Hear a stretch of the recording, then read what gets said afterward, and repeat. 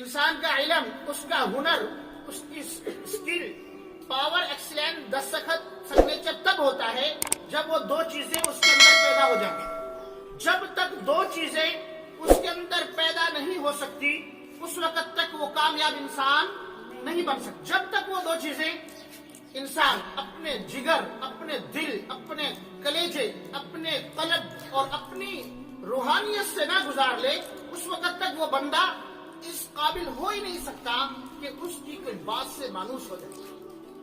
اس وقت تک وہ بندہ اس قابل ہو ہی نہیں سکتا کہ وہ اپنا آدیا بیچ دے۔ اس وقت تک وہ بندہ اس قابل ہو ہی نہیں سکتا کہ وہ اپنی ٹیم بنا لے۔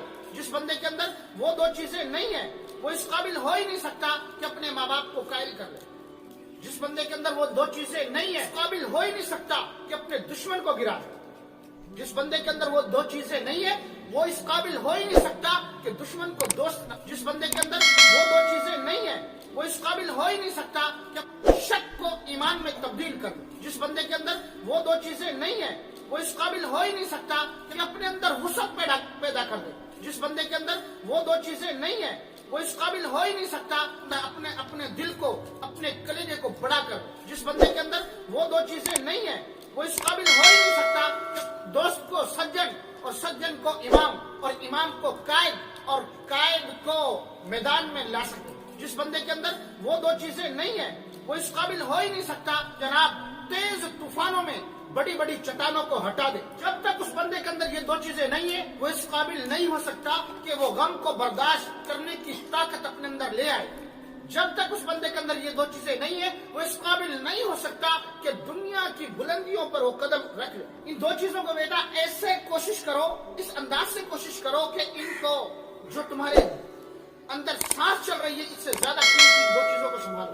جو چلتی ہوئی سانس ہے اس سے زیادہ ان دو چیزوں کی قدر نہیں کرو گے تو گر جاؤ، اپنی زندگی میں ناکام ہو جاؤ اور ایسے گرو گے کہ کوئی تمہارا سہارا نہ بنے گا، کوئی تمہیں اٹھانے والا نہ ملے گا۔ پھر تمہاری زندگی کے اندر اگر یہ تمہارے اندر دو چیزیں نہیں ہیں تو تمہاری زندگی کے اندر یہ تمہارا بڑھتا ہوا جمال اور یہ کمال اور یہ جوانی اور یہ جناب یہ خون کا بڑھنا اور یہ ایسی ایسی بغاوتیں پیدا کرے گا تم کہو گے پھینک دو استاد کی عزت کو، اور تم کہو گے پھینک دو والدین کی عزت کو، تم کہو گے کہ چھوڑ دو کتابوں کو، تم کہو گے بس میں ہی ہوں دنیا کے اندر، میرے جینے سے ہی تو سب کچھ ہو رہا ہے۔ اپنے آپ کے سامنے کسی کو سمجھو گے نہیں اگر یہ دو چیزیں نہ پائیں گے تو ان دو چیزوں کو سمجھنا بہت ضروری ہے۔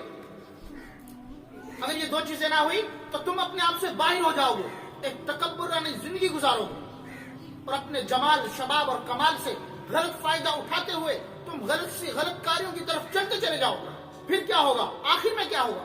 جب تم ان دو چیزوں کو استعمال نہیں کرو گے اور اس طرح زندگی کو گزارتے چلے جاؤ گے، اپنی من مانی کی زندگی گزارو گے، اپنے جو دل میں آئے گا وہ کرو گے، ایک بے ڈھنگی سی زندگی گزار جاؤ گے، اپنے ماں باپ اور اساتذہ اور کلاس اور اسکول اور کتابوں کو کوئی دل میں خیال نہیں رکھو گے تو ایک وقت وہ آئے گا، وہ وقت پھر دور نہیں ہے، ایک وقت وہ آئے گا تم ایک محکومانہ زندگی گزار رہے ہوگے اور تمہارے اوپر کوئی حاکم بنا ہوا ہوگا، پھر تم زیرو ہو جاؤ گے۔ اپنے من کی اپنی تکبرانہ زندگی گزار کر ایک وقت آئے گا بالکل زیرو ہو جاؤ گے اور ایک محکومانہ زندگی گزارو گے۔ یہ جو زندگی ملی ہے یہ ہمیں ملی ہے تیز ہواؤں میں سخت شیطانوں کو ہٹا دینے کے لیے ہمیں یہ زندگی ملی ہے۔ یہ زندگی جو ہمیں ملی ہے یہ کہکشاں اور افلاک کے اوپر اپنا کام، اپنا نام لکھنے کے لیے زندگی ملی ہے۔ یہ جو زندگی ملی ہے ہمیں تنگ ترین اندھیروں کے اندر اپنے کام کو اجاگر کرنے کے لیے زندگی ملی ہے۔ بڑے بڑے کام کرنے ہیں کہ جو دنیا کے بڑے سے بڑا آدمی کر کر چلا گیا، تم سوچو وہ کس طرح چلا گیا، کس طرح کیا؟ اس نے اپنے حصے کی دوڑ لگائی ہے۔ جس طرح میں نے آپ سے کہا، کل بھی بات کر رہے تھے کہ چاہے شیر ہو چاہے ہرن، اس نے اپنے حصے کی دوڑ تو لگانی ہی ہے۔ شیر چاہے یعنی کہ اپنی بھوک بجھانے کے لیے دوڑ لگا رہا ہے اور ہرن چاہے اپنی جان بچانے کے لیے دوڑ لگا رہی ہے، اپنے حصے کی دوڑ تو لگانی ہی۔ وہ چیزیں لینا چاہتے ہو نہیں چاہتے؟ بتاؤ، لینا چاہتے ہو؟ لما صبروا كانوا بآياتنا يوقنون۔ صبر اور یقین، کیا بھائی؟ صبر اور یقین۔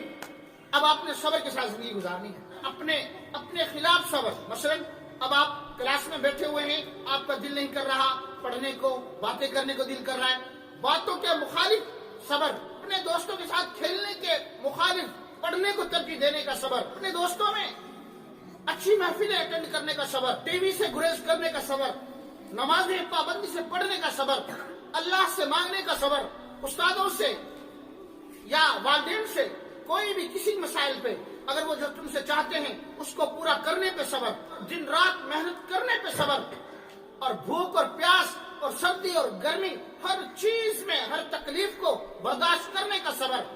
جب یہ صبر تمہارے اندر آ جائے گا اور پھر یقین ہو، صبر کے ساتھ لگے رہیں، استقامت کے ساتھ لگے رہیں، اور یقین یہ ہو کہ ہمارا اللہ ہمیں ضائع نہیں کرے گا، ہر حال میں میرا اللہ ہمیں کامیاب کرے گا. یقین یہ ہو کہ میرا اللہ مجھے ضائع نہیں کرے گا، یہ یقین ہو. صبر آپ کا ایک دفعہ محنت کر کے کام کو آگے پیش کرتے ہوئے اور اس کام میں فیل ہونے کے بعد پھر اٹھنے کا صبر.